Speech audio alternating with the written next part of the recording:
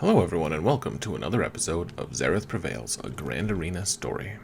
Today we're doing something a little bit different than we usually do. My opponent from my last match was kind enough to take some video of 4 of his attacks on my different teams, and so I'm going to show those videos attacking my own teams, and I'll talk about my defenses a little bit here.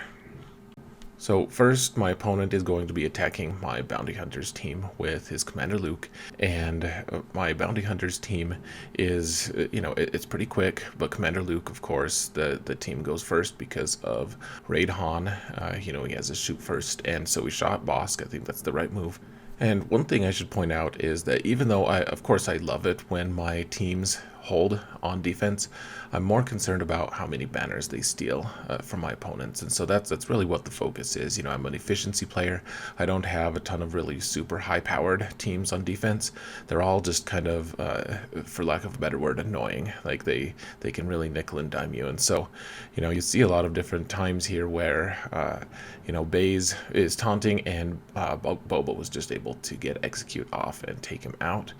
This Commander Luke team is stronger in almost every way than the Bounty Hunters, and so I would never expect to actually get a win against a Commander Luke team this strong. But the hope is that I'm able to take a bunch of banners, and you see I took 5 banners off here, and in my opinion that's a huge win. If you can take 5 banners off every single time with your defense, then your opponent is going to be at -40, and then you can actually fail an attack and still beat them potentially. So you need to be focusing. When you're crafting your defenses, yes, you can have some really strong teams on defense, but also be thinking about how many banners they can steal. So this next match is actually something that I've been really interested in seeing. I have my Baze team, or rather my Nightsisters team. My Asajj Zombie are with a different group, and so I have my leftover Nightsisters, including a Relic 5 Nightsister Spirit, and then I have a bunch of tanks here just to annoy and passively taunt. And the goal here is obviously just to get as many points, knock as many points off as possible, and cost them a good team. So they're taking the First Order team, which is great. It has Watt, and that means that Kylo Ren Unmasked is going to be taunting every minute that he's around, probably. But the question is, how much damage can I actually do throughout the match to actually be able to, get my banners worth? Like if this team is really easy to take out, then maybe I need to be looking at something else. This First Order team is actually a perfect one to be able to counter my Nightsisters, and that's because Watt gives not only the taunting tech to Kylo Ren, which means that I'm only going to be hitting Kylo Ren, not any of the other more squishy characters, but he also gives the weapons tech to First Order Executioner, which means if Executioner at any point finishes off a character, then they won't be able to be revived, and Nightsisters have really great revive mechanics. Now, my opponent did finish off my Spirit there with his Kylo Ren, and so Spirit came back for a minute, which is pretty cool. And then, if old Daka can get a turn, then she can revive Spirit again. Or if Talzin can get a kill, she can revive her. But, as it stands, I did manage through Plague, apparently, to be able to take out Watt. And, this team was never going to beat a really strong First Order team. Like that just wasn't really in the cards. But the fact that I was able to get some banners back, 57, that's pretty good. I mean, it's kind of a throwaway leftover squad anyways, so happy enough with that. Now, this next match is one that I think is, it might be kind of boring for you, a lot of you guys who are climbing in Arena every day. I don't necessarily like the experience of Skywalker versus Skywalker in Arena, but that's the reality a lot of us live in right now. The thing that I want to point out here is I was able to put my General Skywalker on defense, and that's a pretty cool thing, because you can't beat a Skywalker team efficiently. You just can't. And when you're trying to play the efficiency game, you need to be trying to get the edge in banners in some way, shape, or form, because your opponent is going to be doing the same. And in this case, you can see that my opponent, he's probably definitely going to beat this team. Like, if you're on offense, you're going to outplay their AI. There's no question about that, and the question is, though, how many banners can I steal in the process? And you can see there, my Skywalker stood up, he killed one of the clones, Fives sacrificed himself, and now I probably won't kill any more clones after that. But even if I don't, the fact remains, like, I've already taken off at least 3 banners just from killing Fives off, and then I've also, taken off at least another 4 banners from the protection on all of these clones and Skywalker.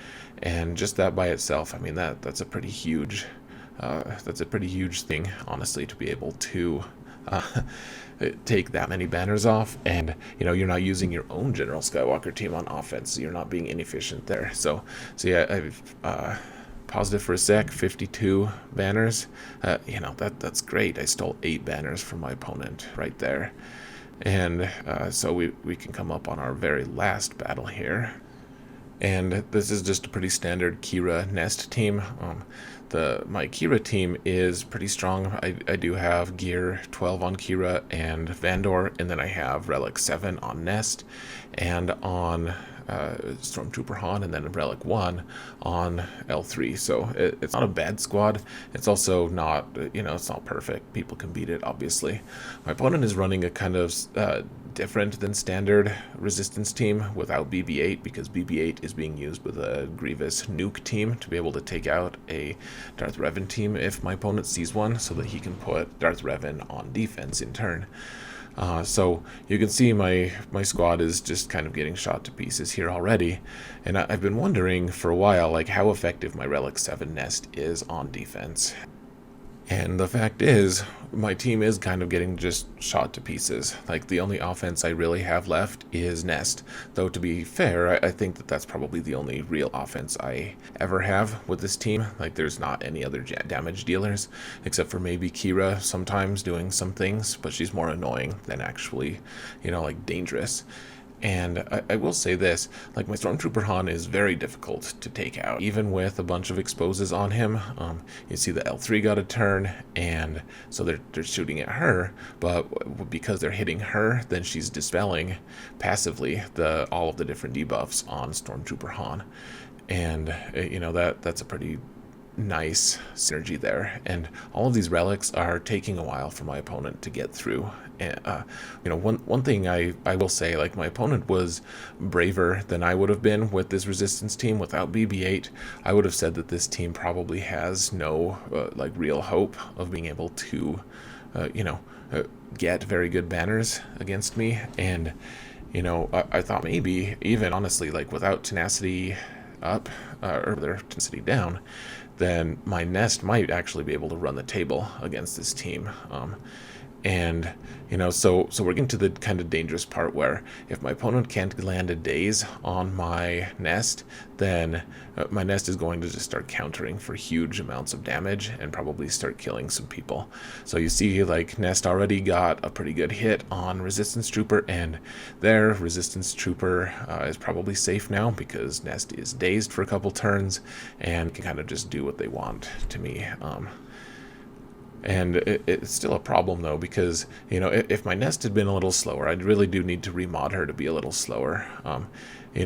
Eventually she's going to take a turn, and then they're going to be able to just, chip away at her health one more time. She's not going to be able to regenerate her health.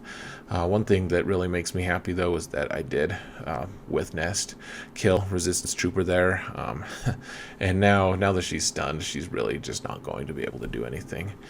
But the fact is, I was able to take some banners off of this team, and my opponent's clock is starting to run down. Like, they need to start really putting some serious effort into killing Nest, and they may not have enough time to be able to regenerate all their health and protection either.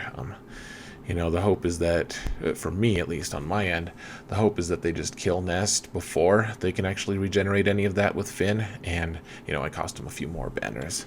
But really, this team is doing exactly what I was hoping it would do. It's giving itself kind of a chance to win, and it's costing banners. That's the most important part. Like, you don't need to get defensive stops if you can cost them enough banners. And so that, that's why I targeted Nest in the first place, to put relics on. I wanted her to be able to just be annoying on defense, honestly, and that's exactly what she is. Like, maybe this Jedi Training Raid team would have done better if my opponent had BB-8 available, but maybe not. I just don't know. As it stands, I was pretty happy with this result, and Nest got one final FU on Holdo and another one on Finn.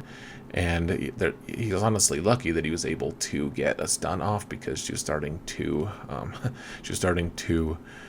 get some more assists, or rather counters. So 52 is, for me, on my end, that is a great result. So after this, my opponent was running out of time. He attacked in the final hour of Grand Arena, and so he stopped taking videos, which is totally fine. I understand that.